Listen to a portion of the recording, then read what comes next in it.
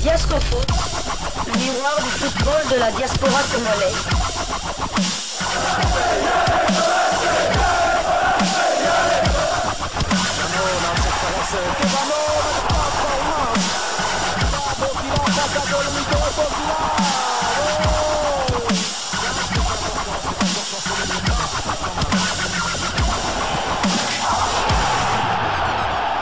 Diasco Foot, le miroir du football de la diaspora congolaise. Bonjour à tous, vous êtes en train de suivre Diasco Foot, le miroir du football de la diaspora congolaise. Diasco Foot du 30 juin 2025, c'est la date anniversaire, la 65e anniversaire de l'indépendance de la République démocratique du Congo. Et celui qui est en train de vous parler, vous l'avez sans doute reconnu, ceux qui ont l'habitude de suivre les vidéos sur YouTube savent que on m'appelle Moudjahidine du sport congolais. Je suis en train de remplacer Dodi, qui s'occupe habituellement de cette émission Diasco Foot en compagnie de Gino, les miroirs du football de la diaspora congolaise. Ils sont un peu absents et donc je vais prendre le relais pour vous donner juste une information concernant un des nôtres de la diaspora congolaise, surtout des Belgiques. Il s'agit, une fois n'est pas coutume, d'un coach, le coach Papi Mpoyi, plus connu sur le pseudonyme de Stopira. Ceux des Belgiques connaissent de qui il s'agit. Alors Papi Mpoyi, Stopira, au pays a gagné son premier titre de champion de la République démocratique du Congo, de la compétition Illico Cash Ligue 1. Papi Stopira, donc Mpoyi, avec son club les Aigles du Congo, qui appartient aussi à un de notre de la diaspora congolaise, le président Vidi Chimanga, qui est belgo-congolais. Eh bien, 2 ans à peine après la création de cette formation, et ben voilà, cette formation sur le toit de la RDC, et le coach de cette formation s'appelle Papi Mpoyi Stopira. Nous allons parler de lui et donc de l'espoir qu'ils ont réalisé quand même en allant arracher un match nul au stade du tout-puissant Mazembe, le stade de Kamalondo, un but partout. D'ailleurs, c'est cette formation de Aigles du Congo qui avait ouvert la marque avant que le tout-puissant Mazembe vienne égaliser. Et finalement, le score final, un but partout, qui a sacré cette formation des Aigles du Congo, qui était quand même arrivé à Lubumbashi avec un contingent extraordinaire de supporters. C'est rarement vu, plus de 200 supporters, aux frais même du président Vidi Chimanga, parce que il était important que cette formation puisse arracher quand même son premier trophée. Et pour aller un peu plus loin quand même dans la générosité du président Vidi Chimanga, qui ne s'était pas opposé, quand même que cette formation en plein championnat, cette formation des Aigles du Congo puisse donner quelques joueurs comme ça de la sélection U20 de la République démocratique du Congo qui ont participé justement au CHAN,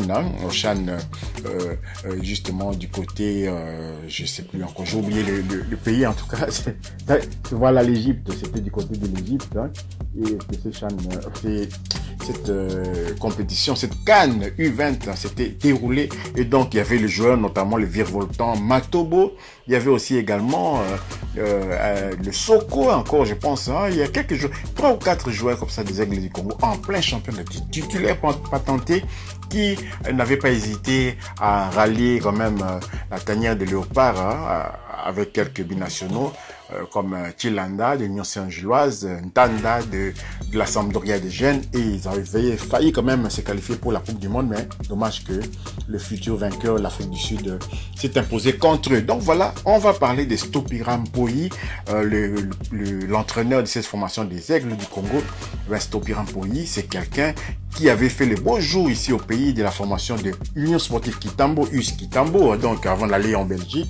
Et en Belgique, bien évidemment, comme il a embrassé la carrière d'entraîneur, il devait commencer quand même au bas de l'échelle, c'est-à-dire quelques formations, notamment chez les jeunes. Et on l'avait vraiment retrouvé du côté de l'Union Saint-Gilloise, l'actuel champion de Belgique, l'Union Saint-Gilloise quand même, où certains coachs d'origine congolaise sont passés. Je peux citer Joe Tchoupula, qui était même le coach numéro 1 de cette formation de l'Union Saint-Gilloise à une certaine période, qui était même en tête du championnat. je pense, de deuxième division. Hein. Et donc, il y avait aussi le coach Franklin Kimbongi, là, qui était l'entraîneur adjoint disons, de l'équipe réserve de l'Union Saint-Gilloise. Il y a aussi le Papa Sadiki, qui est aussi coach, hein, le coach Francis Sadiki, toujours dans la catégorie des jeunes. Hein. Et donc, voilà, quand même, les Congolais connaissent très bien cette formation de l'Union Saint-Gilloise. Hein. Et donc, Stopira, il y a 2 ans à peu près, hein, je crois, 3 ans, avait regagné le pays pour essayer quand même d'apporter son savoir-faire quand même au football congolais.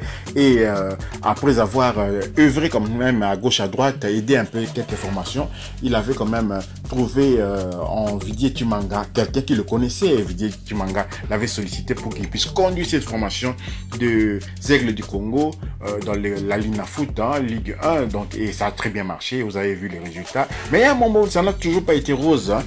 Normalement, le déplacement des clubs de Kinshasa vers Lubumbashi, où ils sont souvent maltraités, hein, par le public, par les autres clubs, hein, notamment le tout-puissant Mazembe et Don Bosco, parce que ça fait partie d'un même club. Hein. On ne le dira jamais assez, mais c'est quand même scandaleux de voir Mazembe et Don Bosco jouer dans le même championnat et comme ça mener des jeux durs, si on peut dire, contre les formations de Kinshasa. On n'est pas sans ignorer ce qui était arrivé il y a quelques années aux joueurs de Vita Club, hein, carrément privés de vestiaires, et le DSMP aussi récemment avait été privé de vestiaires aussi du côté de Kamalondo, et le scandale ne s'était pas arrêté là. Hein, le match entre Simba de Kolwezi et les Aigles du Congo du côté du stade Kibasa Malimba, toujours à Lubumbashi, eh ben, il y avait eu quand même des décisions arbitrales un peu louches, hein, et donc le coach Stopira avait réagi. Hein. Écoutons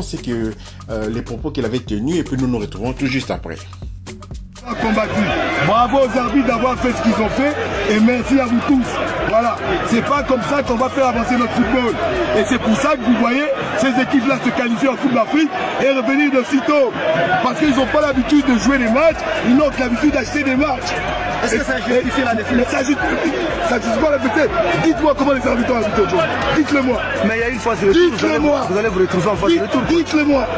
Oh, ah, en phase de retour, oui. C'est pas un problème. Et l'accueil, il est comment? Il est comment? Franchement, moi j'arrête dans ce championnat. Je préfère pas entraîner comme ça. Ils sont fiers de ce qu'ils sont en train de faire. Un jour de choses qui insulte un joueur. Un jour de tout ce qui se permet d'insulter un joueur. Ça c'est normal. Donc, votre équipe n'est pas reprochable. Bravo à Simba. Bravo à Simba. Ce n'est pas Simba. Simba fait son match. Bravo aux arbitres. Voilà, nous sommes de retour. Et donc, le coach Stopira a manifesté également sa joie après cette victoire et sa formation. Cette victoire, ce match nul victorieux, quand même, match nul victorieux qui a donné les titres aux Aigles du Congo, bien que le championnat n'a pas été jusqu'au bout parce que la Lina Foot, évidemment, a obtempéré à la décision du ministère des Sports parce que le stade de Martyrs doit être restauré. On doit changer de pelouse dans l'optique, justement, de la confrontation contre le Sénégal. Vous savez, au mois de septembre, nous allons jouer contre le Sénégal dans le cadre des éliminatoires de la Coupe du Monde 2026. Et donc, on doit changer cette pelouse. Le ministre des Sports avait dit, le 1er juillet, voilà, on va changer cette pelouse. Mais la CAF, entre-temps, avait pris la décision de prolonger la date d'inscription des clubs en compétition africaine jusqu'au 31. Mais on ne peut pas accepter quand même d'aller jusqu'au 31 parce que justement, on a envie que le championnat aille jusqu'au bout. C'est malheureux bien sûr, mais là, on a aussi notre priorité, la pelouse du stade de Martyrs de la Pentecôte. Donc, le ministre des Sports a décidé que c'est au 1er juillet que le stade doit être fermé afin qu'on puisse faire des travaux nécessaires pour que la rencontre contre le Sénégal se déroule dans les bonnes conditions. Hein. Les joueurs réclament souvent une très bonne pelouse et également aussi, hein, les vestiaires doivent être restaurés aussi. Hein. Les toilettes, vous avez vu les images un peu tout autour du stade de Martyrs, comment c'est dans un état déplorable. Donc voilà. le coach Stopira, Papi, avait réagi après le sacre de sa formation. Hein. Suivons-le encore avant de conclure ce sujet. C'est un peu court, mais c'était nécessaire de pouvoir quand même vous passer l'information qu'il y a un entraîneur de la diaspora qui a remporté quand même cette compétition. Beaucoup d'entraîneurs de la diaspora sont passés dans les compétitions, notamment Florent Ibenge, on peut pas le citer. On peut pas citer la diaspora sans parler de Florent Ibenge. Certains pensent que c'est un Congolais, ben c'est un franco-congolais, Florent Ibenge. Otis Ngoma aussi, c'est un coach aussi de la diaspora. Nombreux sont passés aussi, hein, le Christian Tsiengi, ils sont nombreux. Chibasso notamment, le coach de la diaspora congolaise comme ça, qu'on a retrouvé ici dans les championnats congolais de première division. Donc voilà, suivons le coach Papi Mpoyi Stopira et nous nous retrouvons pour conclure ce sujet. Présent au vu du match, on était bien en première mi-temps, mais en deuxième mi-temps, on a mal débuté. Mazimbe a mis la pression, c'était au-dessus par Mazimbe. Jusqu'à ce qu'on puisse rétablir l'équilibre vers la fin du match. C'est même pour trouver des occasions pour tuer le match. On n'a pas marqué, le résultat est satisfaisant à la fin du match. Ça représente quoi déjà, rassurez-moi, vous êtes champion? Ouais, c'est bien pour les enfants, c'est bien pour le club, c'est bien pour tout le monde. On a travaillé dur. Aujourd'hui, c'est le 27. On a repris le 27 juillet. Aujourd'hui, c'est le 27 juin. Ça fait pratiquement 11 mois qu'on travaillait. Voilà, ça payé. On est content. Comment vous avez construit ce succès d'abord avant de... Non, le succès, c'est le succès de tout le monde. On a battu l'équipe. Tout le monde était important. Il y avait des leaders, certes, mais il y avait tous les joueurs qui étaient concernés. Il n'y avait pas des joueurs qui n'étaient pas concernés. Je pense que le joueur qui a joué peu de matchs, il a joué 5 matchs. Tous les autres, ils ont joué minimum 15 matchs, 5 matchs selon le temps. Et chacun a su gagner sa place.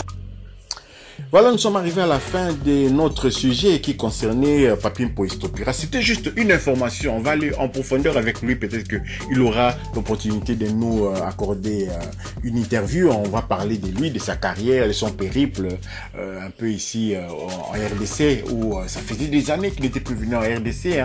Comme vous pouvez voir sur certaines photos que vous avez mis, ce sont des photos qui datent peut-être de 2008. C'est vraiment vieux et il est venu. Il a rencontré quand même les conditions de travail ici en RDC. Heureusement qu'il est tombé entre les mains d'un président visionnaire comme Didier Tshimanga qui lui a donné quand même tous les moyens nécessaires. Hein. Imaginez-vous que les joueurs des Aigles du Congo à un moment donné dans le championnat en cours avaient reçu chacun une voiture, un véhicule.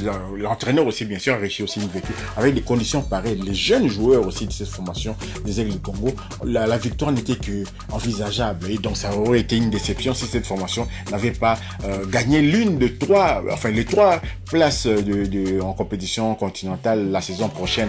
Et ils ont essayé aussi en Coupe du Congo, mais très vite ils ont été éliminés à cause de ces calendriers démentiels. Hein. Imaginez-vous qu'ils jouaient en championnat, ils jouent en championnat aujourd'hui et dans 2 jours ils vont jouer en Coupe du Congo et encore 2 jours plus tard revenir encore en championnat. Il fallait prendre une décision. En Coupe du Congo, ils avaient aligné l'équipe B et voilà, malheureusement cette équipe B avait été éliminée au tir au but. Voilà, nous sommes arrivés à la fin de notre petit sujet concernant le coach Papi Mpoyi Stopira. Si vous avez aimé, merci de liker, merci de vous abonner aussi massivement à Diasco Foot, le miroir du football de la diaspora congolaise. Merci d'activer aussi la petite cloche de notification qui vous permettra de ne pas manquer les prochaines vidéos que nous allons mettre en ligne. Diasco Foot vous dit au revoir.